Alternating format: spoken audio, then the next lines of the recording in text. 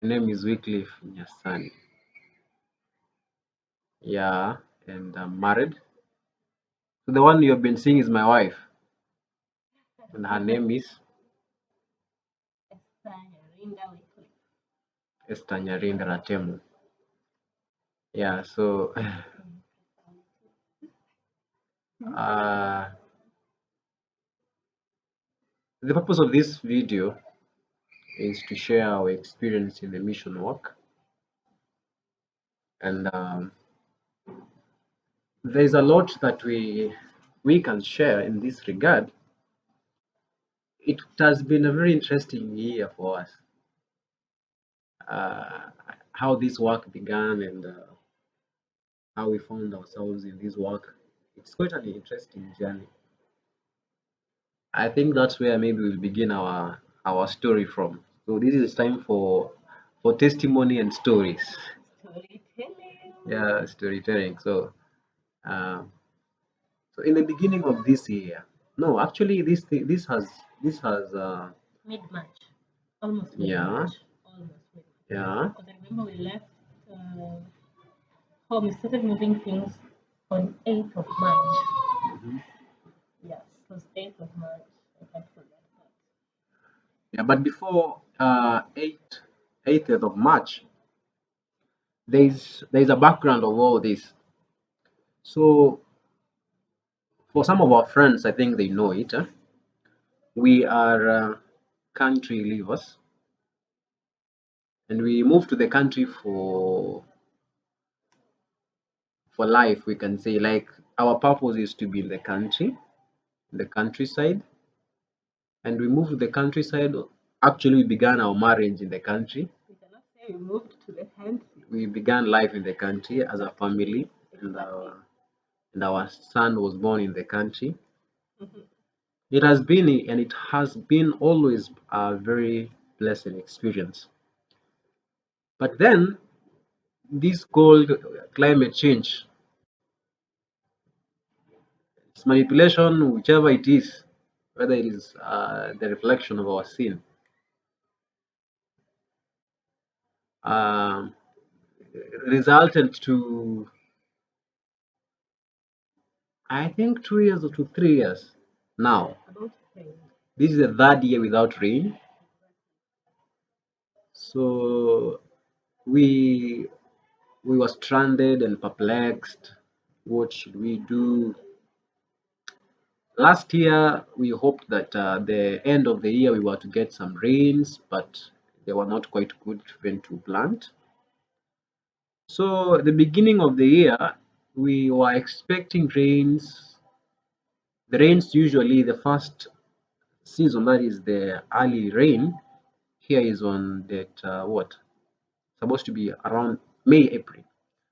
So you are just thinking, what should we do in all this time when we are not doing farm work? Because the only thing we can do in the country is actually farm. We are not like an established family which have resources that you can be doing a lot of activities in the home, like building and stuff. So if you don't have farming anyway, there's nothing you're doing.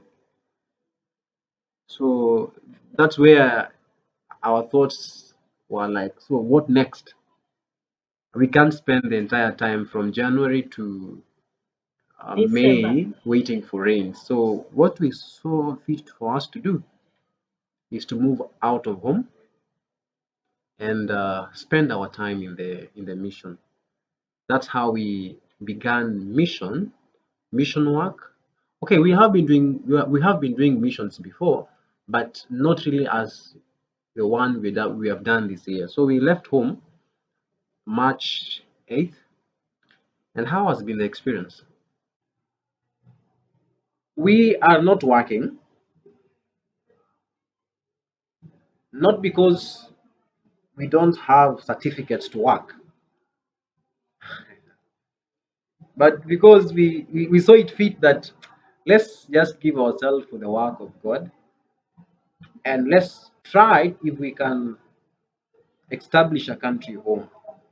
We tried that, and then somehow things have not matured up. And of course, there as well, God is teaching us patience. See? But I want you to think this is the third year we have not been in the farm. The first year we tried, things were failing in the farm. The second year we tried, things were failing in the farm. Now, this third year, on January, we said, let's go to the mission field and perhaps spend time there. When the time of rain will come, that was about April, May, we will have finished the crusade and then we'll go back home. If there will be rain, we do what? We plant. So we came to the crusade. And when we were coming to the crusade, our thought was that we will do the mission, and somehow through the donations we get, we will get a Bible worker. So we came to the crusade, and then actually we got people who were willing to be taught. Let me say, willing to be taught. So we had to find a Bible worker. Now, the amount of money we get monthly, I'm not sure whether it's monthly. So anyway, whichever way, the small collections we get from the blessings of different people cannot afford to pay the house where we are. We do worship here, and also at the same time, okay, pay this house for the Bible worker, and pay the Bible worker for his time, because indeed, if someone is spending his time for mission, then it means like he eats where he is working. Yeah. So it was not possible to have a Bible worker. So there were two options. The families that we had, we just leave them and go back home because we don't have a Bible worker. Or we just decide now, let's remain behind. We keep following up with these people. We do a follow up with them. And then as we hope for Bible worker. So up to now, we are still hoping for a Bible worker. But so we ended up being Bible workers ourselves. So we spend our time here. But this is the point which made me to come to that direction. So the time when we were expecting rains in our locality, there was no rain. It's so dry. That's it. So I dry. think you guys should watch in our outpost home visit. It's in a link somewhere there. It's so dry. So there was no rain at home. But here there was rain. So it rained here and that season went. So that means in our place there was no rain the time we expected the rains. So I want to ask you a question. You have been in a place for 3 years, no rains. And then the third year as well, you spend the same time waiting for rains. Every day you wake up in the morning, you look to the skies with hopes of rain. And then you see the dark Cloud clouds passing. passing, and then they are scattered every day in the morning. I think that will have done a lot of damage in our faith. It will have done a lot of, I think, frustration in our lives. And I believe God saw it fit for us to spend time, something else, to occupy our mind and not our burdens. And I think a Bible verse came to my mind. Christ told those who were heavy laden to take his yoke. And the yoke which Christ was offering to them was a yoke of service. So, in fact, through being here, me, I feel like I'm healthy. I feel like I'm adding weight. I'm adding weight. Like it's like my thoughts are liberated from a lot of stress. I am not worried a lot. I am not waking up in the morning with the expectation of seeing rain. I remember our second year of waiting for rains. You will wake up in the morning and you're seeing clouds of expectation, and then they pass by. Or you have planted. I remember we planted a lot of things. One acre of watermelon. You see rains and then they disappear. So I think that one perhaps had damaged a lot of our health. So by coming here, it's like personally my mind was liberated from stress and a lot of thoughts, a lot of cares, and somehow I managed to gain my health back or something of that sort.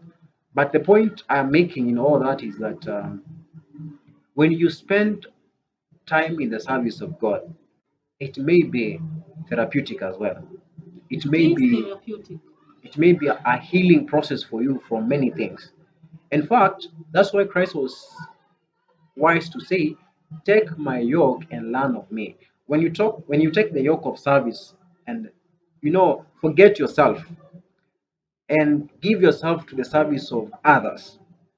In fact, much of what you believe are your burdens and cares and problems will start shedding off, and you start having a different perspective about the challenges that you thought were challenges. Because when we came here and now started interacting with real human issues, real people problems, and then I realized that we don't have problems actually. We don't lack. Yeah. We stay in a very funny way. Yeah, maybe I can turn the camera. I think I'm not sure if these guys can are able to see. Please let me say. This is this is our sitting room. We do our devotion here, we eat here, and the time when we have fellowship, we do fellowship from here. This is how we stay. If you go to the bedroom, that's the same way we that's the That's a private place. same. Yeah. But you know what? But when we interacted with people, we realize that actually we don't have an issue. We don't have a problem. We need to thank God. Why? Because people are suffering.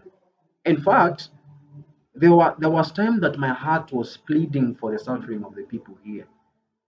And I was like, God, please give them rain. Even if it's not for us, give them rain.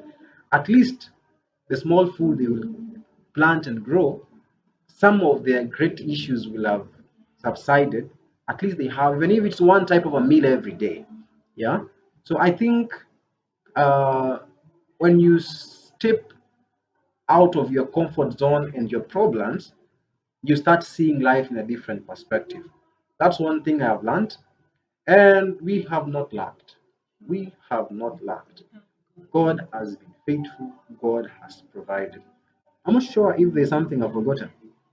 For me, I can say that despite the experiences we've had, especially dealing with people who showed the willingness of following the truth, uh, I don't know the human heart, but for sure I can say the truth is attractive.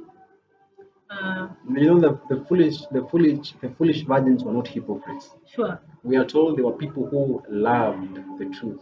Hmm. There were people who were attracted to the truth. Yeah. There were people who were attracted to be close to the people who have the truth. They were not hypocrites. They love the truth, but not allowing the truth to be in their lives.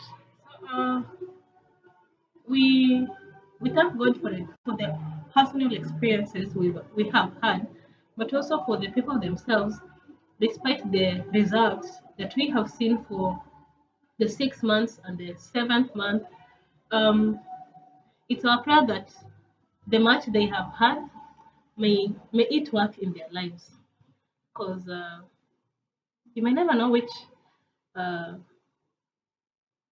what part of experiences or which level of faith they are in. I don't know, but I just pray it works in their lives. Yeah, and also concerning the yoke of Christ, I've just remembered we are currently reading the book of Mount of Blessings, and I've just remembered that it points out that the cross that Christ calls us to bear is the yoke of, I think, obedience and service, and it's been beautiful, and I can comfortably say there's safety, much safety in doing the work of God. Yeah. Hmm. And truly, we have experienced what Matthew Delete It's okay. that. No, we're not going to delete that. It's going to be part of the video, and even what. What Matthew 6:33 says, seek ye first the kingdom of God and his righteousness, and all these things shall be added unto you. Yeah. Yeah, yeah. And I think the point which she's saying that there's safety when you keep yourself in the work of God, it's because you are safeguarded from a lot of things. Just imagine, just imagine if we were not to be in the work of God, plunging our minds, plunging our time, plunging all our labors in the work of God. What will we be doing in the last 7 months doing? Perhaps gossiping each other, perhaps spreading rumors about each other, perhaps finding some fault in each other. So I think that's the point. Like, it's better off just keep off from people's life. Spend time with something that is valuable for someone else, and that is actually for redemption. What made that experience beautiful? Uh, for me, what has made my experience really beautiful is the fact that I can see how the Lord is hastening me and um, you know removing the dross in His service. Because as you do the work of the Lord, you interact with various people of different characters. You you also see yourself in many ways, and hopefully, if you don't take it negatively, and yeah, and I believe the Lord has helped me move to steps ahead. Yeah. Yeah, but even before we really began the work itself, for me, I want to appreciate you for us. Uh, from the moment when we purposed in our hearts that we need to leave home, not to go to work, not to go to seek for work, but to spend that time in His work. How the Lord showed up for us in all the times that we were making the move, because we had to move some few things from home to come to use in this place. Sure. And it's a distance from home to the mission field where we are currently. I really want to thank God because God was very faithful for us to be here. There were challenges, but we managed to get resources. Yeah. People were grateful. People were really willing to help, We thank God for and that. we thank God for that indeed. Because for someone to be very as in like for someone to trust you and give you their tithe, give you their donations, so that you can move and work for God, it has to be the hand of God. And I want to appreciate the way God has been faithful for us. So that's one aspect. When we wanted to move, we were, of course, it was long distance travel, and it was not one trip. I think that we can also begin from, because we have done now. This is the I'm not sure which is whether it is the seventh month. It is the 7th month. The seventh month. We are almost finishing 7 months in this area. Yeah, we have done two crusades. So the very first crusade, I think we can divide them because they are two different experiences. Sure, sure. The very first crusade we did a whole month. That was something like I really appreciate for that experience. Like spending 1 month for Almost a month, actually. it was 1 month. It was 1 month on the pulpit. From 13. Yeah, it was 1 month on the pulpit. So how it was a blessing to spend the entire time sharing the word from the pulpit.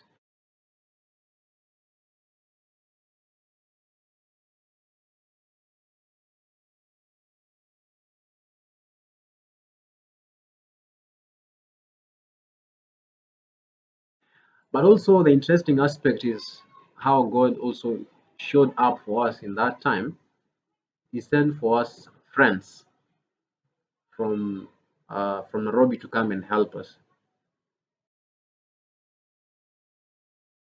and they were very handy in terms of doing visitations, morning visitations, and then in the evening also helping in some of the Bible studies. It was a blessed time, I can tell. And also in between there, also we saw the hand of God in terms of resources, because we said we are like a young family. It's not that we are established, but we managed to host these brothers. They were four. Yeah, They were four. Yeah, we managed to host them, and we shared the little we had with them. And we never slept hungry. We never lacked water. God provided in every way that we needed everything in His work. Water here is important because we buy water. It is Yeah, expensive, by the way. yeah.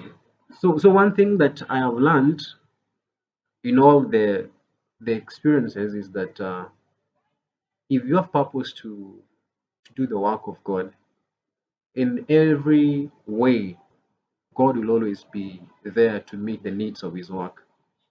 There may be many needs as a family we may have, but the needs of His work, God has always provided. And I think it's also one of the challenges which we give ourselves, that we only need to be faithful to the little or the much God has given to us, and use it to the work which God has given to you to do for Him, or with Him. Yeah. So one thing I learned is that God provides for His work. Now, even in that same regard, the second crusade which we have finished yesterday, also God also provided everything, because we also had to be moving, because the mission site as well, which we have done the second crusade, was also some distance a bit, but now we were commuting from this mission point, this mission center, to the other mission ground. We were traveling every day, and still God provided everything we needed, the fuel for the car. God provided for us. And then, A storage place for the PA system. yeah, we got a place where we can actually do the crusade from without paying, and even a small room where we were putting our public address system for free. So, I mean, like, God was quite um, faithful in all the things that were happening.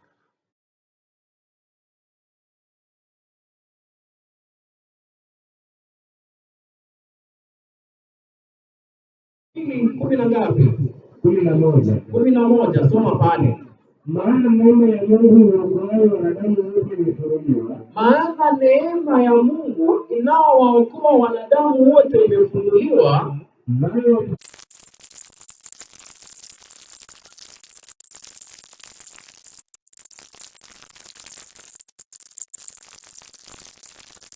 Then, one experience which was lingering in my mind, our car battery was also having some challenge. It has some challenge. It seems like the duration has Lifespan. the lifespan The life of the battery is dead. So we once I think before we began this second crusade, we were traveling to town, and we were playing music in the car. Reaching town and parking in a supermarket, of course, going to start the car, and after doing shopping, the car was not starting. dead. Yeah. Battery down. So we had to look for a way to jumpstart. So we didn't have the money to buy a new battery, and we just drove back home. And in my heart, I was like, okay, we have to be traveling every day from home, that is from where we are right now, to the field. So for the 2 weeks, actually, were about 3 weeks, not complete three, but about 3 weeks, so that we finish without being frustrated. Now, again, after reaching home, I think I don't know what we were doing as well. I don't remember. There's something that we were doing, and then going to start the car the following morning, the car was not picking. Of course, the battery was flat. So again, I looked for a way, and then we uh, refilled the. So when we began the crusade, we actually drove every day, and there's no one day which the car stopped. And I was like, wow, I thank God, because I imagine you have gone to the site, you drove there, and then the car stops. It cannot not ignite. So I saw the hand of God as well in that. It's made those were the aspects in how God has shown Himself. Or there are many ways which we keep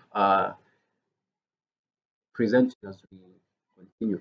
Now, I think we can go to the first crusade we did, the first one which we did that took 1 month. The environment was a bit hostile because one, we were not known, we were just strangers in the place, so they never knew who are we. And also the young men also they do take some bit of the drugs, so they were hostile. They wanted to know who are we, which church are we, and they don't want to have a church of a husband and a wife. But anyway, we managed to uh, do the crusade peacefully. But one interesting aspect is the local churches were restricting their members from coming. They were cautioning members not to appear there. So the members do not come to the ground, the close where we are doing the presentation. But we never knew that actually these people are following our presentation from distance and from the shopping centers. And we came to know this later on after now having a contact with people who were willing to share their time with us. We teach them. It's them who are now telling us the background issues that were happening, that people were listening, and sometimes they began, debating among themselves on what we are saying. So if you are saying about something, and then they start exchanging within themselves and trying to see whether within themselves they can agree or who has the strongest point. But they were following everything that we are saying, and one interesting aspect that I realized in that time as well is that people were having questions in their mind in regard to what is happening in the world. People were just not comfortable, and people were not just contented with what was happening in the world, especially the issues of Corona. So when we were doing the presentations and sharing out, the signs of the times and how these things are fulfilling prophetic things and even the words of Christ, and also how all these things were plans. I guess that when you go out to preach, especially crusades, and maybe it's an open, I think don't be discouraged when you don't see people coming close to where you are. Be sure if God sent you there are people who listened to you. There are people who were following what you are saying. They may not have understood every principle of what you're saying, but there are people who are touched, and if they will find a way in which they can be in contact with you, they can be so blessed with maybe answers from you regarding the question that they may be having in their mind. Yeah, that was the first mission. And in that first mission as well, we also have the other aspect which my wife was talking about, how God is chastising us. I think she can talk about it in an elaborate way so that we understand what she meant by that.